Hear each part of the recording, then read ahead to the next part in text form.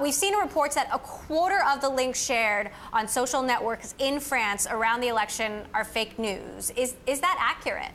There is, that's reasonably accurate. There is a fake news problem without any doubt.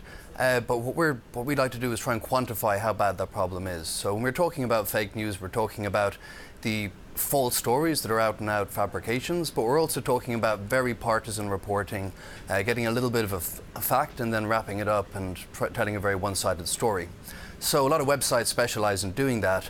And when we looked at data about from the last 2 months in the lead up to the French presidential election, we can see fake news is a problem, but it's not a huge problem. Of the top 200 most shared stories, about 20 of those would be from the more partisan type sites. And if you compare that with the run up to the presidential election in the US last year, 72 out of the top 200 stories were fake. So almost 40% of stories were fake in that instance, but only 10% in the French instance. So it's not as bad a problem as it was in November of last year.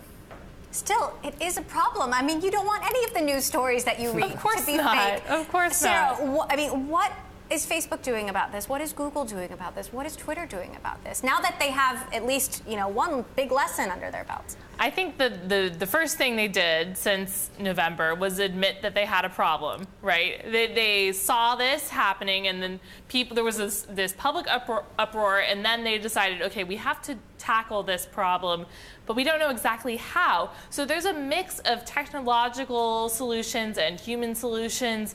They're trying to figure out if there's an algorithmic way to do this, but at the same time, these platforms don't want to be arbiters of what's true or false.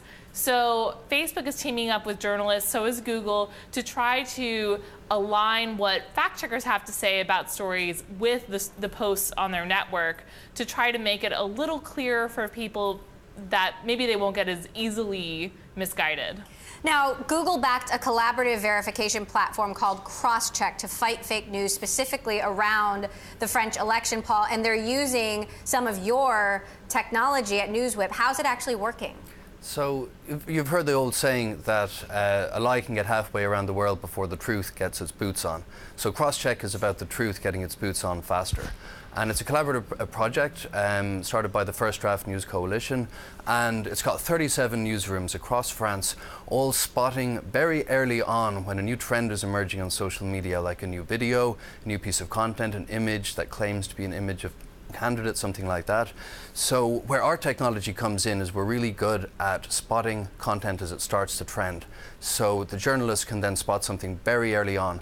And in the instance of the first big fake story about the French candidate Macron saying he was being financed by Saudi Arabia, that was spotted by journalists within an hour of it starting to break on social media, and they were able to stick a pin into it really quickly. And I think this kind of collaboration and this awareness up front of fake news is why we're seeing less of it in the French election than when we saw that back in the US election last year. So, aside from the quantity of it, what other trends are you seeing emerging in the fake news that's specifically focused around the French election? I think what we see again, there's been at least 2 out-and-out fabricated stories, but there hasn't been as much as the US. As there was in the US, and part of that might be that the pirates haven't come to town this time. In the run-up to the US election, you had Macedonian teenagers, content farms in California, all churning out stories that they reckoned one side or the other wanted to read. There was a study by Facebook that was released last week that did point to some what they call information operations, that sort of these people who create fake accounts under real people's names to try to spread information in comments and message groups around the web, and they actually got rid of 30,000 accounts in France that they saw spreading information. So yes, you're right, it's less dramatic, but there is still a lot of coordinated efforts to misinform. That brings me to, the question, can fake news really be stopped, Paul? Is this something that, can really be prevented?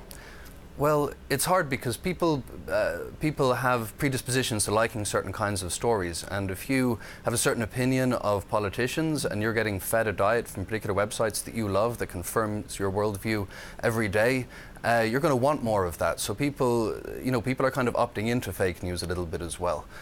So it's hard for the platforms, all right, because they're developing algorithms that are serving you the stuff you want, and if you want fake stuff, it's hard for them to step in and protect that.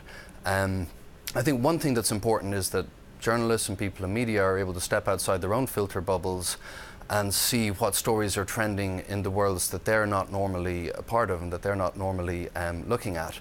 Like throughout 2016, we saw on our platforms that Trump content was getting 2x every month, 2x the amount of interactions that content around Hillary Clinton was getting.